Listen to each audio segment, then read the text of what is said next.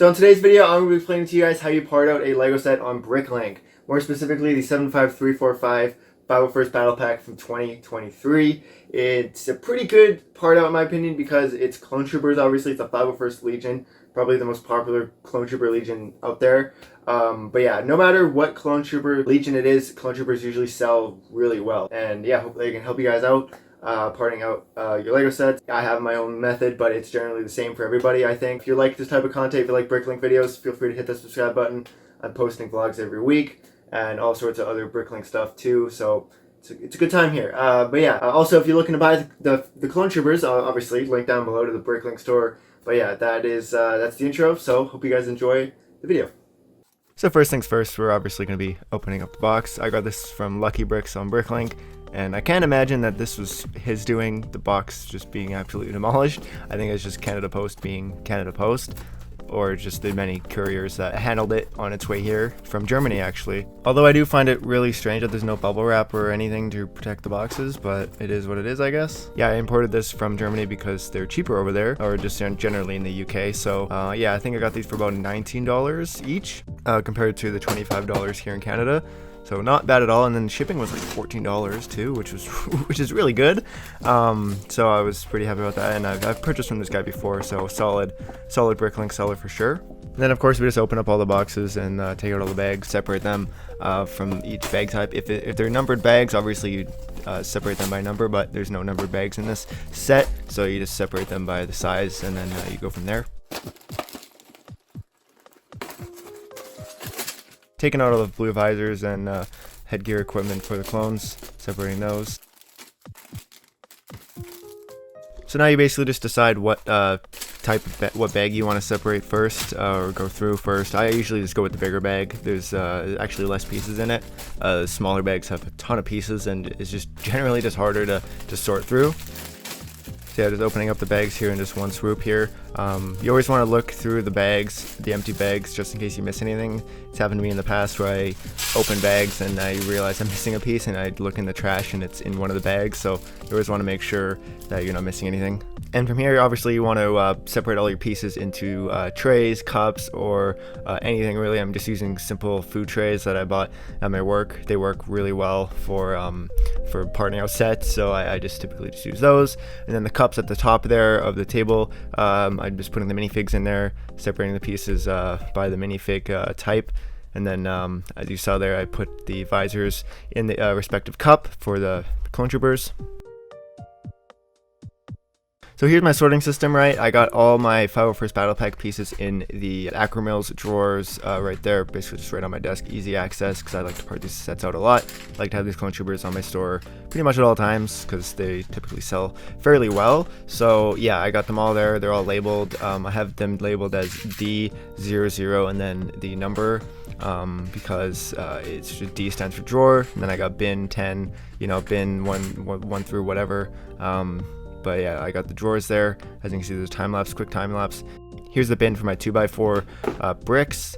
Yeah, just putting them in the bag there. I have a lot of my pieces in bags, as you've probably seen on the channel, because the Acromills drawers are pretty pricey, so I find it easier to just have bins full of pieces in separate lots in bags.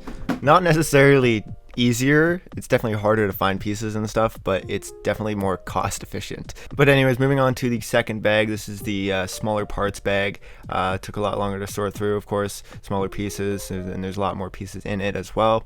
Had the rest of the minifig parts in there too. Had the backpack piece for the heavy trooper, and then the 1x1 tile for him as well. But yeah, it took a while. I got all the pieces there. All the minifigs are now complete in the cups there as well. And then of course, here's a quick time lapse, me putting all of the parts into its respective drawers. And yeah, just pretty simple here.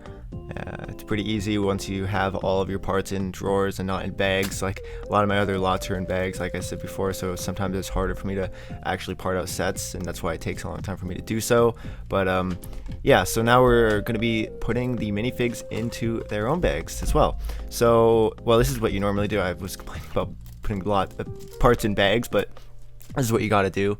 Right there, I just flattened it so that all the air gets compressed out of there. But yeah, I like to have all of my brand new figs in unbuilt in little baggies. It's easier for me to ship out as well.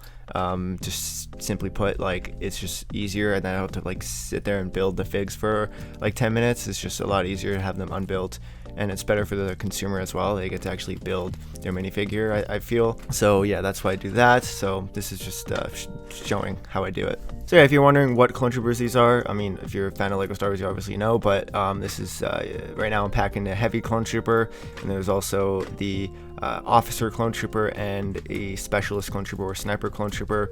Basically, it's basically just like the separate classes in Star Wars Battlefront 2. That's basically what the set is based on, even though Lego doesn't like to admit it, but that's literally what it is. But yeah, pretty nice there. I like this battle pack. You know, a lot of people don't really like it too much, but it's nice to get different classes of clone troopers in a set. And yeah, so this is just me repeating the process 16 times. Yeah, 16 new clone troopers added to the store.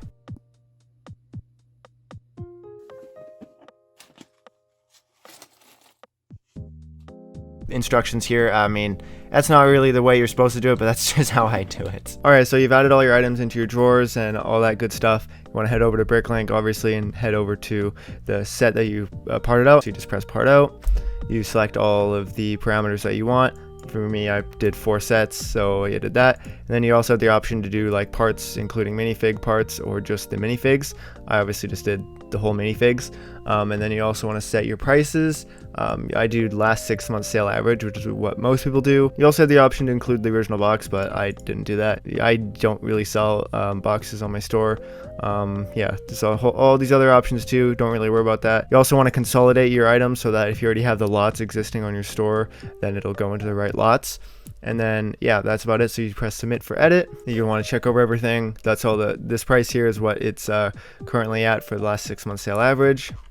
So you want to scroll all the way down. I usually change the prices of my minifigures depending on what it is and how I think it'll sell. Like, I didn't do the last 6 months sale average for my minifigs. I customized it and I changed it to like, I think it's like $5 or something. So definitely cheapest, almost cheapest in Canada. You want to press verify.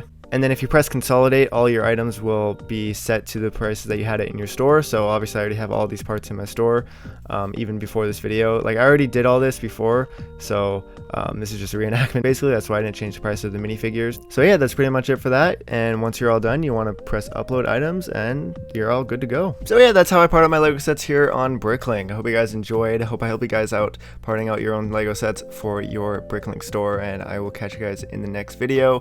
Feel free to subscribe and take care. Bye for now.